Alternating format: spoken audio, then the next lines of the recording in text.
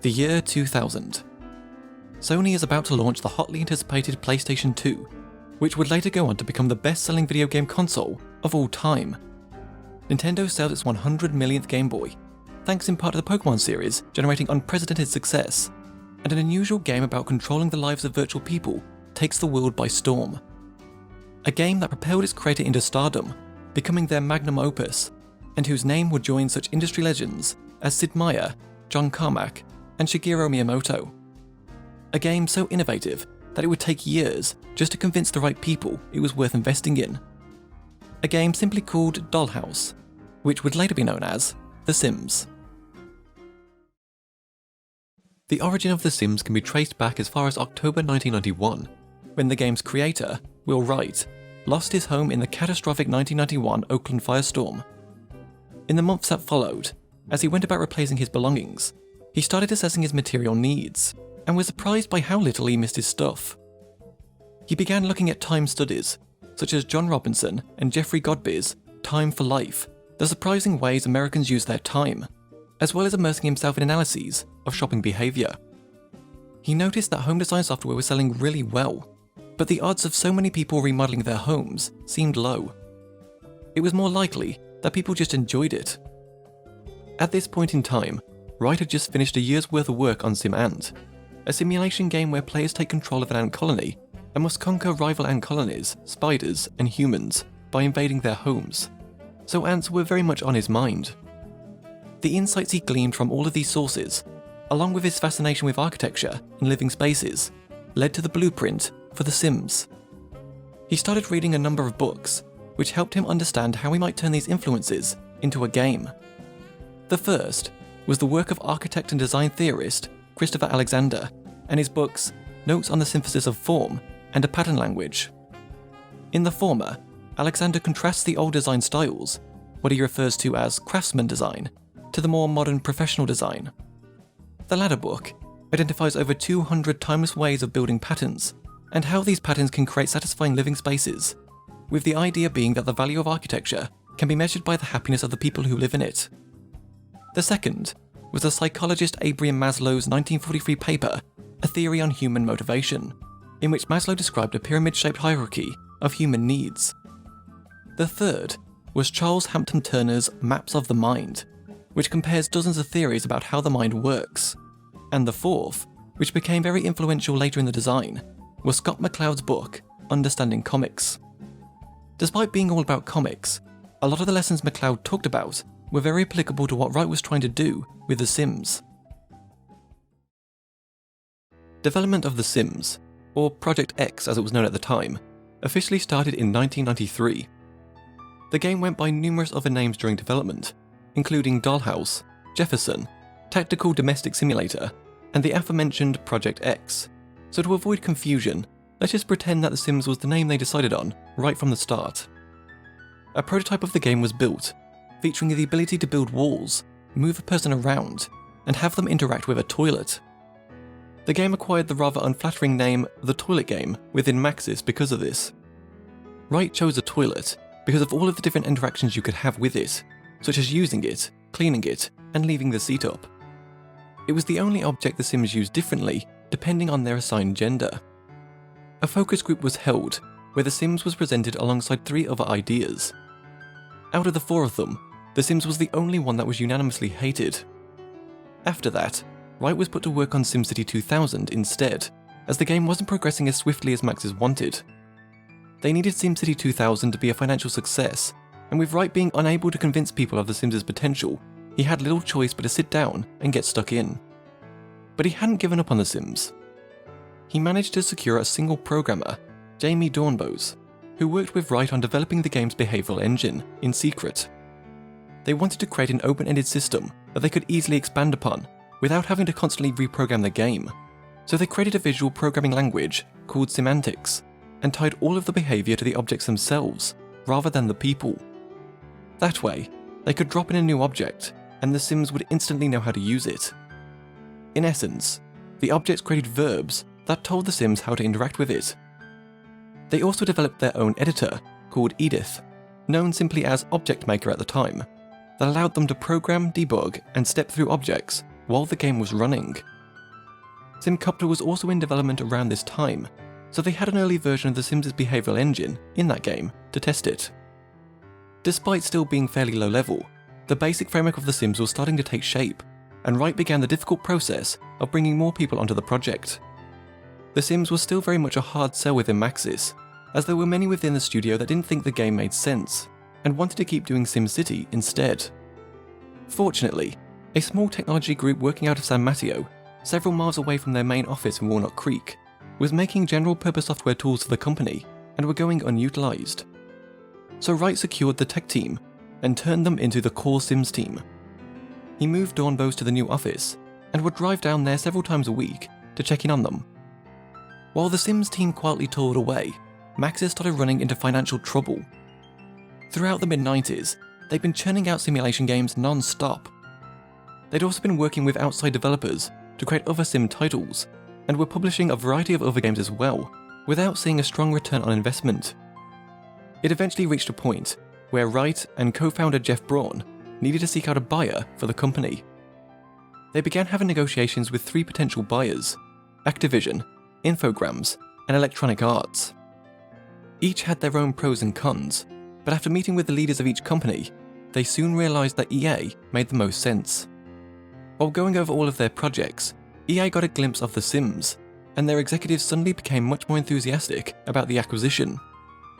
In June 1997, EA completed its acquisition of Maxis for $125 million. They then proceeded to bring in general manager Luke Bartlett to take over most of Maxis' old management, and he and Wright hit it off from day one. He was not your typical manager, as he was very technically literate, so he understood how games were made. He was also very supportive of The Sims, and is largely credited by Wright as the person most responsible for saving the game. Following the acquisition, the team moved into one of EA's office buildings in San Mateo. The numerous staffing and company cultural changes caused a lot of unrest within Maxis, but the Sims team was largely shielded from this, as Wright wanted to make sure they were protected from all of the turbulence. They eventually moved in with the rest of Maxis in Walnut Creek. Several other people were brought onto the project, expanding the crew to about a dozen people, all with various backgrounds. Up until this point, The Sims was largely focused on the build mode, in what was essentially Sim Architect, with the people only really existing to score the architecture. Wright's concept was that the people would sort of bounce around the environment as a signifier of the efficient choices you'd made on object placement and room design, kind of like a human pinball machine. This all changed when designers Roxy Wolosenko and Claire Curtin joined the project, and convinced Wright to shift the game's focus to the people instead. This started a whole new line of thinking.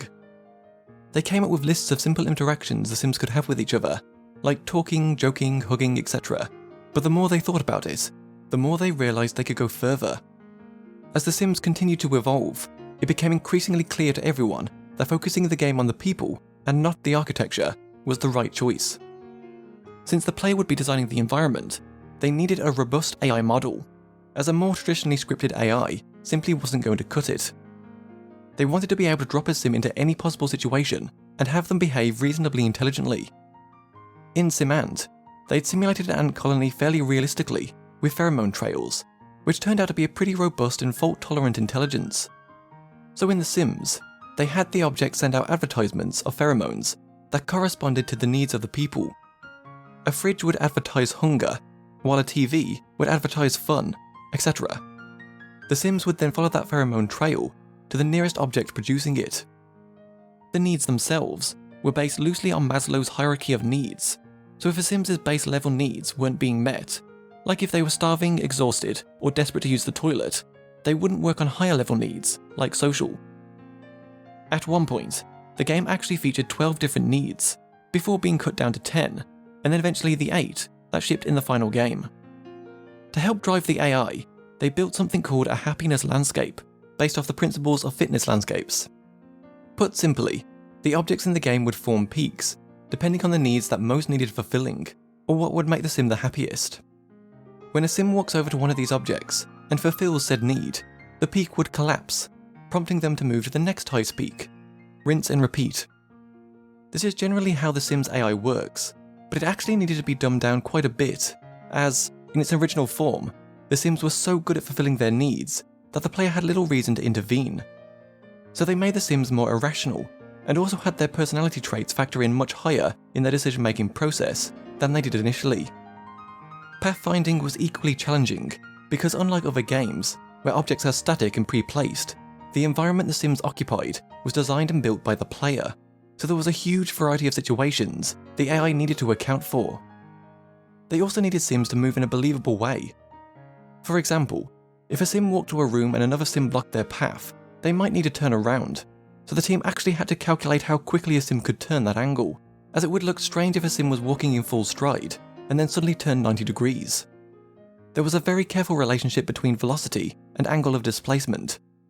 As you can probably imagine, things got rather complicated. When it came to the game's graphics, they made the decision to use a hybrid of 3D animated characters in a 2D isometric world. If they'd gone with a fully 3D camera, it would have made it difficult to maintain the level of accessibility they were aiming for. They also wouldn't have been able to match the level of object detail they had if they'd been made with actual geometry. So instead, the objects were composed of pre-rendered bitmap images taken from 4 fixed angles. They then used Z-buffer masks, where the brightness level of a grayscale image determines an object's depth, to achieve the 3D-like appearance. The Sims themselves were 3D animated models comprised of 2 meshes, a head and a body, with 2 corresponding skins wrapped around them. According to Wright, the Sims' faces were left deliberately abstract so that players could project their own images onto them. However, this abstraction also made it difficult to properly convey a Sims' emotion and personality to the player. To remedy this, they brought in 2 mimes to act out a variety of emotionally charged interactions while they filmed them. These ended up being the basis for a lot of the game's animations. After a while, they realised that humour was their ticket to getting out of tight spots, like when they needed the Sims to dance but couldn't animate all of the dances, so they created a quirky original dance for the Sims to do instead. For the neighbourhood view, they had a real-life model built in order to get a sense of scale. Wright didn't want the game to look too realistic, and instead intended it to feel like a lived-in model, so they focused on a miniature model art style that had sufficient detail for the player to suspend their disbelief. They were also able to hit a sweet spot in terms of CPU requirements for smooth gameplay, even on low-end machines, and were able to reduce the game's RAM usage significantly by utilising draw groups, which were a list of graphics that made up an object. By splitting up these graphics, there was often a noticeable reduction in RAM usage, which ultimately allowed for more objects in the game.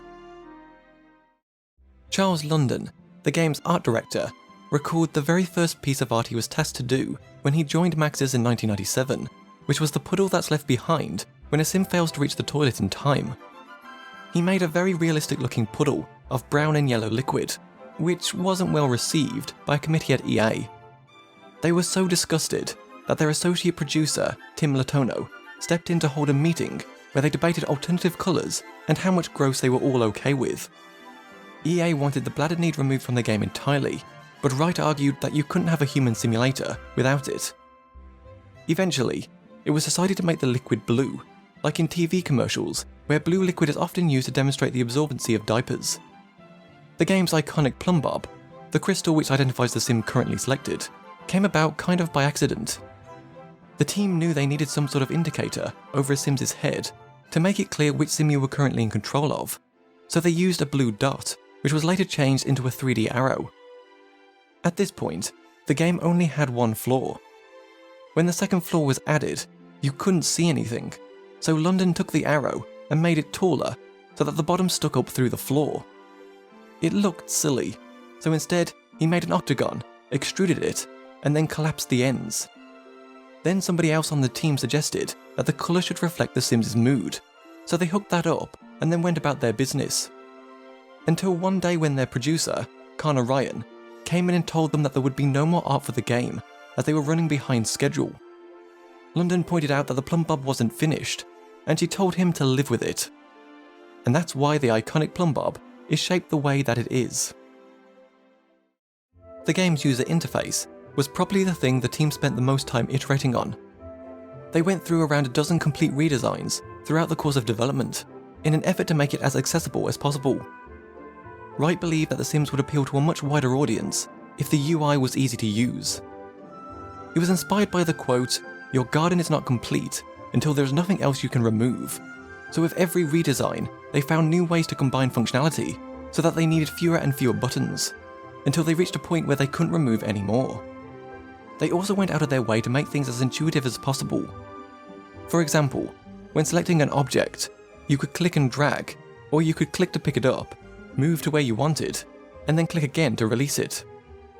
There were other small touches too, like the 3D head that looks in the direction you're pointing in Pi menus, or the embedded help that allowed you to click on a word in the UI to read an elaborate explanation of what it is. Throughout the last year of development, they sat down with hundreds of playtesters, taking notes about all the mistakes they made and misconceptions they had. If several people made the same conceptual mistake, they would try to figure out a way to solve it without breaking it for the others. They also added a few things from SimCity 3000 to maintain consistency between the two games, like edge scrolling and holding down the right mouse button to move around. Simlish, the fictional language that the Sims speak, came about when the team realised that using pre-recorded lines of a recognisable language would get repetitive very quickly. Originally, they did plan on using a real language, but an obscure one that people didn't understand. Roxy Wolosenko spoke Ukrainian, so they first tried that, but it was a little too noticeably Slavic. They then started experimenting with Navajo and Estonian, but they had a hard time finding professional voice actors who were fluent in them, and even though you couldn't understand what was being said, it was still easy to spot when a line had been repeated. Eventually, they discovered Stephen Kieran, an improv voice actor who remembered an old improv game called Foreign Poet, where someone goes up on stage as a foreign poet, speaks in their own language, and then somebody interprets their poem for them. So you're basically just improvising gibberish. When he started doing that, Claire Curtin and sound designer Robert Corker knew they were onto something. They then asked him if he knew an actress who could do what he was doing, and he immediately said Jerry Lawler. The two had long conversations back and forth, teaching each other the language as they went. They recorded hundreds of voice strings, each with a different emotional cadence, because even though you couldn't understand what was being said, you could still recognise the emotional tone of the dialogue being spoken. The team then spent the next year cutting it all down and making it work in the game. Despite being a made-up language, there are actually a small collection of words that mean something. Nubu, for example, translated to baby. Sulsul and Dagdag were equivalent to aloha, a hello and goodbye. The inclusion of speech bubbles above the Sims' heads while they talk provided a clue as to the topics they're discussing to see whether or not they're getting along. The benefit of using a fictional language in place of real-world ones was they didn't have to worry about translating it for different territories, which would have been pretty costly. A facet of The Sims that was remarkably progressive for the time was its inclusion of same-sex relationships. One of the things they knew a lot of people were going to do in the game was model their real-life family, so they intended to give players a reasonably fairly open-ended way to construct whatever family they could imagine or wanted to play with. The problem was no other game had facilitated same-sex relationships to this extent before, and there were concerns from some people about how the game might be perceived. After deliberating on it for several months, the team made the difficult decision to leave same-sex relationships out of the game code.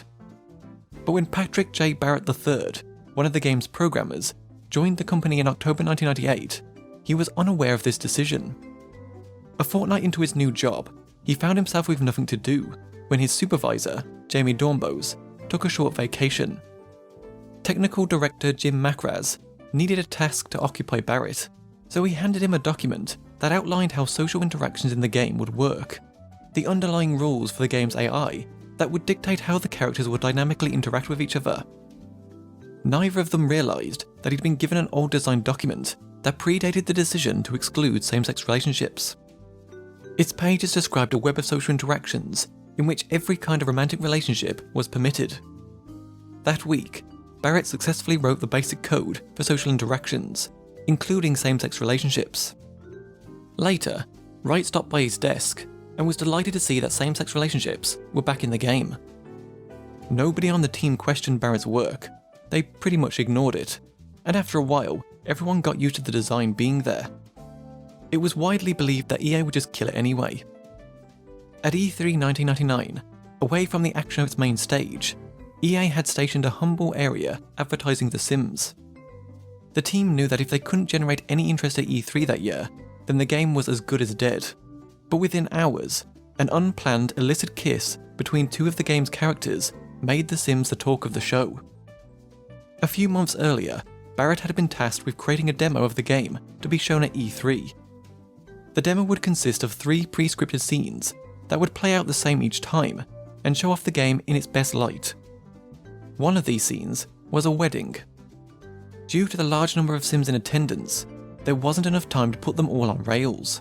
So on the first day of the show, the game's producer, Kana Ryan, and associate producer, Chris Trottier, watched in disbelief as 2 of the female Sims attending the wedding leaned in and began to passionately kiss. It turns out that during the live simulation, they'd fallen in love. Following the kiss, talk of The Sims dominated E3. As word got out, a line formed to see the demo that stretched all the way through the convention center.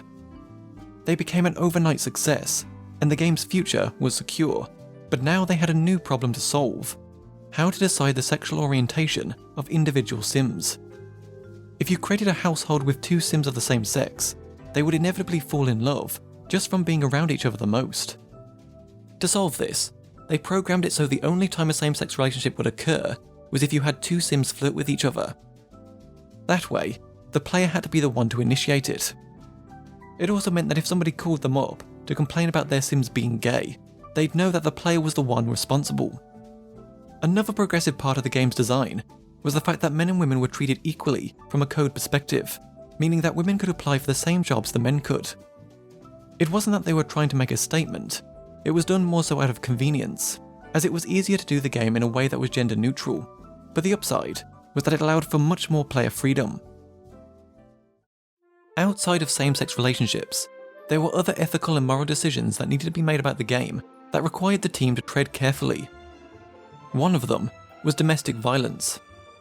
When Sims got upset, they could slap each other, but whenever they had a male Sim slapping a female Sim, it rubbed a lot of people the wrong way, so they changed it to more of an insulting British Army slap.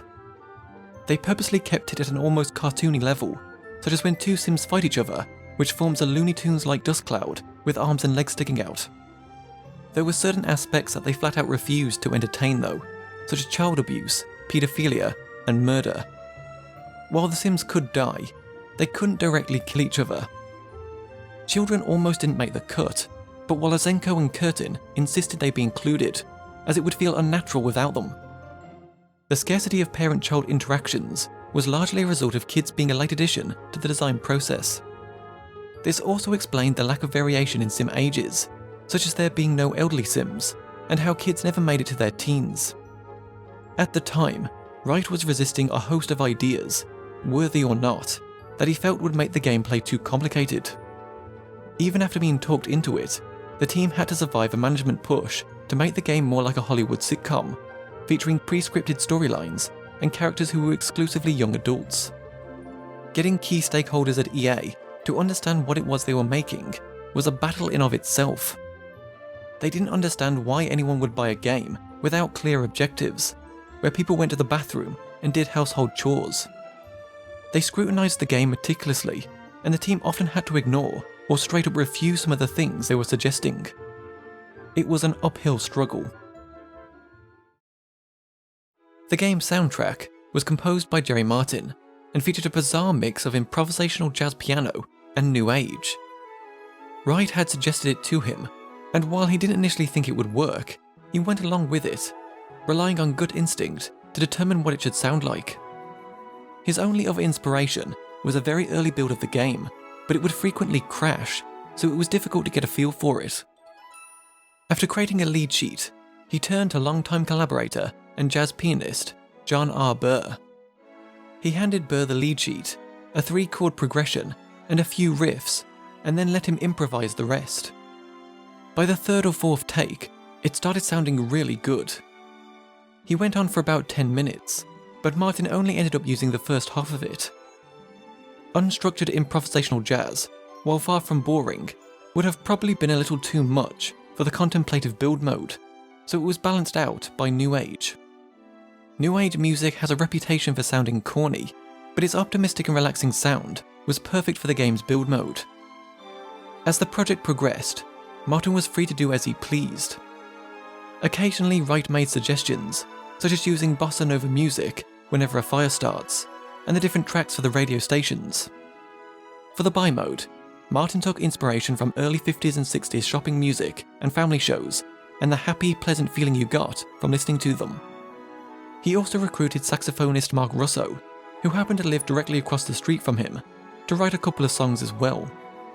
He gave him a few words of direction, moods and vibes, rather than tangible musical reference points, and Russo would proudly record take after take, only to realise that Martin was only interested in a few bars of it. It worked out really well though. The challenge for Russo was trying to write music that sounded interesting, but not so interesting that it took you away from what was happening in the game. In preparation for the game's release, they began working with members of the community to drum up excitement. About 8 months before the game shipped, they started a mailing list and got their SimCity webmasters involved, where each week they would send them updates on what they were working on in order to get feedback on specific features they were adding or cutting from the game. About 4 months before release, they started building custom tools and giving them away to players for free so that they could start building custom content for the game before it shipped. Some of these tools were SimShow for doing custom character skins, Homecrafter for doing custom wallpapers and floor patterns, and Facelift for doing custom heads and head meshes. Then about 2 to 3 months before release, they started doing live webcam events where they would play the game internally and broadcast it to players like a live stream. People in the chat room could then ask them to do stuff to showcase what the gameplay was like. This also created thousands of screenshots that fan sites could use to generate more interest in the game before it came out. Finally, after 7 long years, The Sims finally launched in February 2000.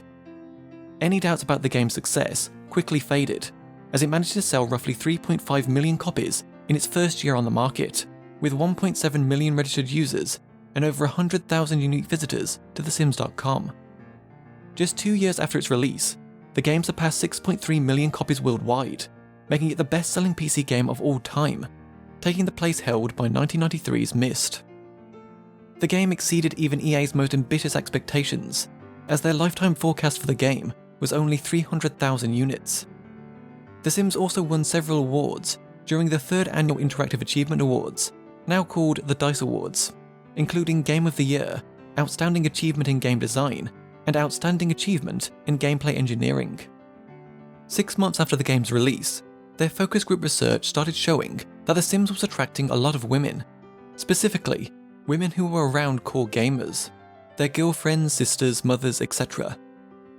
In the month that The Sims released, their registered users were about 85% male, which was hardly surprising given that the majority of core gamers at the time were almost all men. But after the game was exposed to women, the percentage of female registrants steadily increased, and it wasn't long before the majority of The Sims' player base was women.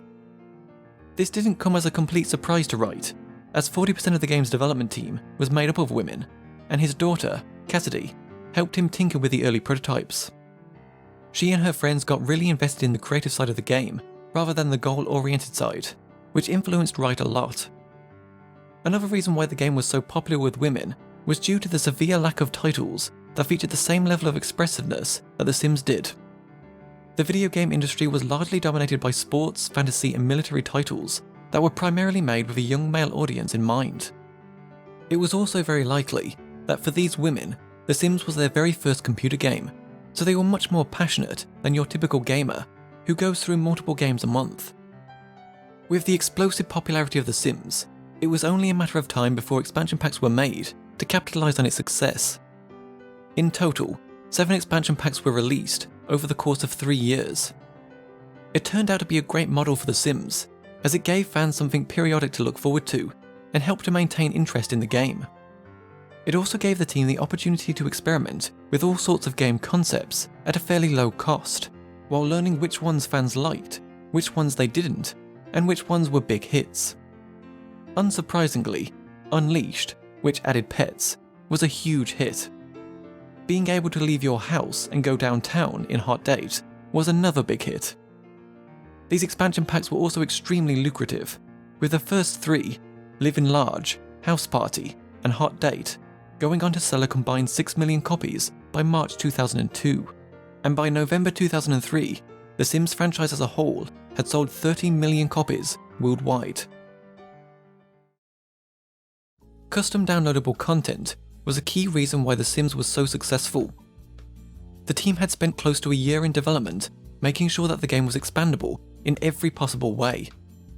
Had they not done so, they probably could have released the game a year earlier, but they were betting on it being worth it, and it was. Wright was inspired to do this after witnessing the community around Quake 2 and trying to figure out why it became so large. He was amazed by just how much time people were pouring into making custom maps, and he wanted to replicate that with The Sims. In order to get casual players comfortable with the idea of downloading custom content, they started doing weekly giveaways, which they called Sim Days, where they had a free download on their website for anybody who had registered the game. The percentage of people who came to download these objects ended up being over 60% of all people who had bought the game, which was remarkable participation. One of the first downloadable objects they offered was a slot machine, which was later bundled with the first expansion pack, Living Large. Another object was a guinea pig, which introduced Sickness to the game. They knew nobody would actually download Sickness, so they snuck it in with the guinea pig. It was particularly amusing to write, because some of the early reviews of the game had pointed out that the Sims didn't get sick, but when Sickness was added, those same people complained about the very thing they'd asked for. The team also continued releasing custom tools for further expandability, such as Art Studio, which allowed users to create custom paintings, Character Makeover Studio, which let you preview and select custom skins, and Transmogrifier for doing custom objects. But what really blew Wright away were the stories being told using the game's photo album feature. A lot of the weird, interesting content they first started seeing was in these stories, such as one that took place at a ski resort, with Sims skiing down a hill, featuring a ski lift which wasn't in the game. There were simple stories about the life of a player's sim, to stories about superheroes, and then, over time, things got much more involved, and even autobiographical. One of the most touching stories Wright saw was about a woman describing how her sister got out of an abusive relationship. It wasn't technically impressive, and didn't use any custom content, but you could tell from the writing that it was heartfelt. What they learned from all of this, and the expansion packs, ultimately helped shape the game's sequel, The Sims 2, which released in 2004, and was the fastest selling PC game at the time, with sales eclipsing 4.5 million copies in just 5 months. In February 2005, on the game's 5th anniversary, EA revealed that the Sims franchise had collectively sold more than 54 million copies worldwide, and by 2008, the Sims franchise had collectively sold over 100 million copies worldwide.